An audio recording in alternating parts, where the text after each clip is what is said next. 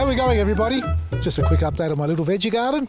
I've just started planting my tomatoes. Now, I know a lot of you have already got them in the ground at least a month, if not two.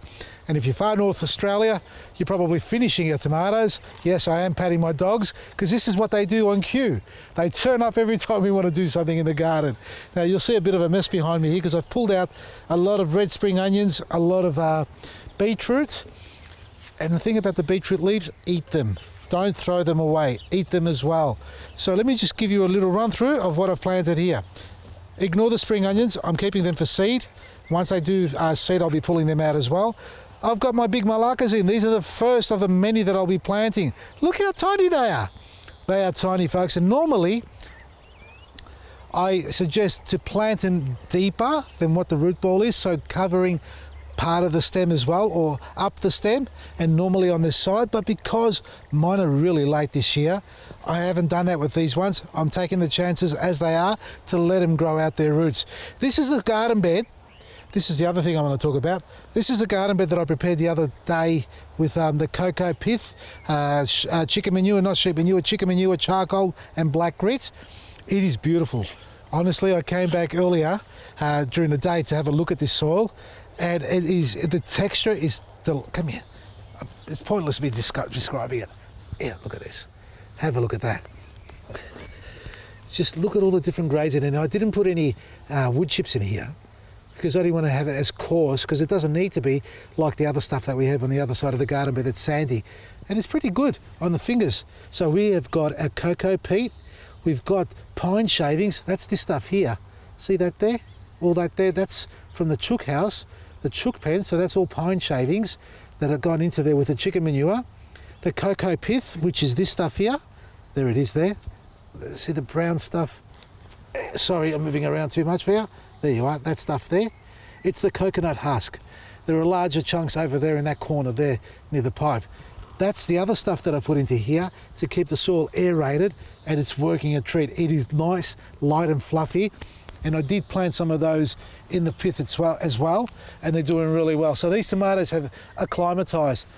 If you haven't planted your tomatoes, feel confident to think that it's not too late, because I just started myself, folks. And what I mean by it's not too late, you can still harden them off, and you need to do that. So if you're going to do a last minute ditch to your garden center now that they're opening up, congratulations to everybody. Take advantage of the opportunities, because who knows what's installed for us tomorrow. But check the tomato seedlings that they have hardened off. And the way they harden off is the stem turns purple. See that stem there? It's nice and hard, it's firm, it's acclimatized. It's not soft and light green or succulent and juicy. Those sort of tomatoes have been brought on too quickly, too early, or whether it's late in the season or not, but they've been brought on artificially, and you want them to be hard like that.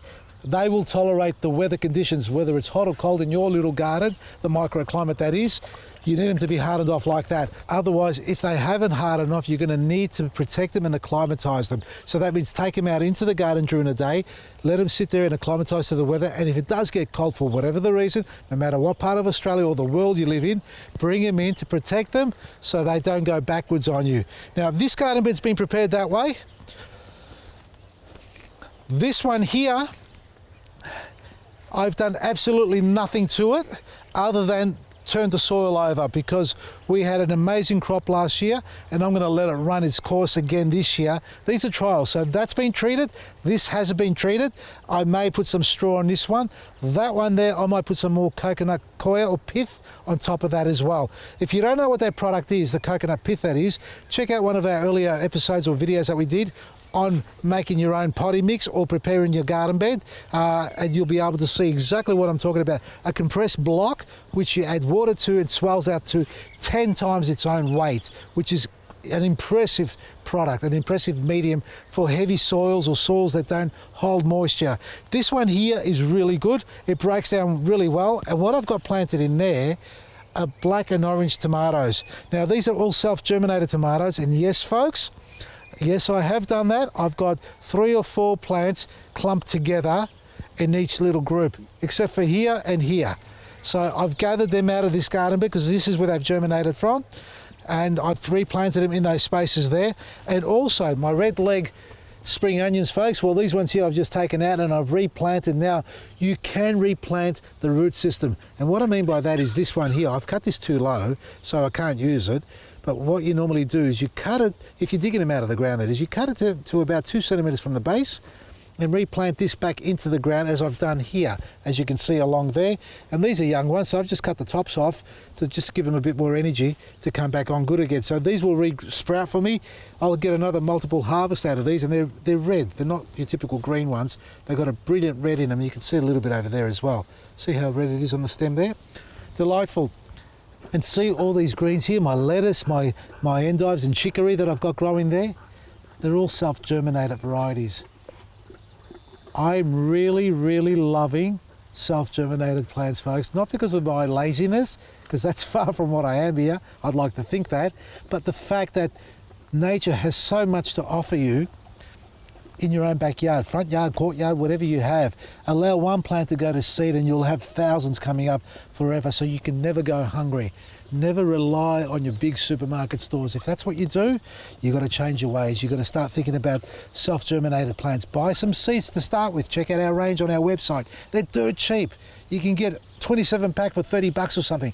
That's 27 variety of plants that you'll have for the rest of your life. Once you germinate them and you let one go to seed, you'll never have to buy another packet of seeds again. Mark my words, and for those who do it already know exactly what I'm talking about. Now that's this little bed here that's been prepared. This one here we did earlier, mind the mess because I've been cleaning up here earlier on. Oh, look at this, I left some spring onions here. I've got to clean these ones too. Anyway, this bed here has been prepared about 2 months ago. I don't know, I'm guessing about 2 months ago. And these are nice lettuce that I also transplanted from another bed over there into here. So this has got the chicken manure, no cocoa pith, but we've got the what is it, the bean straw, the broad bean straw where we've got growing in here. So this is doing really well. Again, no, the spring onions are planted, but the chicories have grown on their own, and some of the lettuce on that side as well. So I did plant the spring onions, another batch of spring onions to harvest of seed, because you love your spring onions and we love sharing our seeds. So prepare your garden bed. If you haven't done it, get onto it. Think about manures, think about mulch, think about bark, think about compost, think about cocoa pith, think about charcoal, think about all that, about black grit. Add that all into your garden bed. You can only do good for it. Don't use synthetic fertilizers. I can't stress that enough. The more you use that, the more the soil becomes reliant on it all the time. You kill off the microbes, you've got no life in your soil, you may as well grow hydroponically. And that's not something we're going to practice anytime soon, folks. The last thing I want to show you are the giant broad beans. And I did a bad job of tying them up this year, and I haven't cracked the heads on them because there's plenty of fruit down below, that's for sure. Look at that. Look at all these broad beans here. Look at all this here. Set fruit here as well. Still going from the bottom all the way up. They're not even ripe yet. They're nowhere near ready yet. These still got, these have got to grow at least twice their size. Oh Lord, there's a lot of broad beans in here. And that's not only the early batch. This is crazy. Aqua Dolce, that's what they're called. The same thing. Look at that. That is crazy. Loving it. And we've got so many more flowers to come on still. Folks, a little bit of rust. Ooh, we are getting a little bit of rust on here. Clean all this off. Might get some more airflow through the middle. So if you get a little bit of this happening, make sure it doesn't spread, because if it does, it'll knock your plants out pretty quick. First point of reference when it comes to this is pruning. Take it all off. You don't need it, doesn't need it, airflow's better, and airflow and sunlight will kill off 90% of your problems or the diseases. So do that, and don't worry about the snails, because at this stage in life with these broad beans, look how tall they are. I'm 6 foot. Well, I'm 6 foot now, so they're only 5 foot tall, by the way. Check out our website, folks. We've got some great specials running there. Our prune pack deals special is going to end on Sunday night, so you get 25% off the discounted price on all pruning tools. Use the coupon code word cut 25 and you'll get your 25 off the discount price, as well as our potting mix, our bio range of potting mix, which is certified organic, compost, biochar, anything medium, that's also discounted to 25% off. Just type in bio 25 and that will slash the price down even further. It all ends on Sunday night. Until next time, which is not next week, it's going to be tomorrow, from me, Vasily Maresi.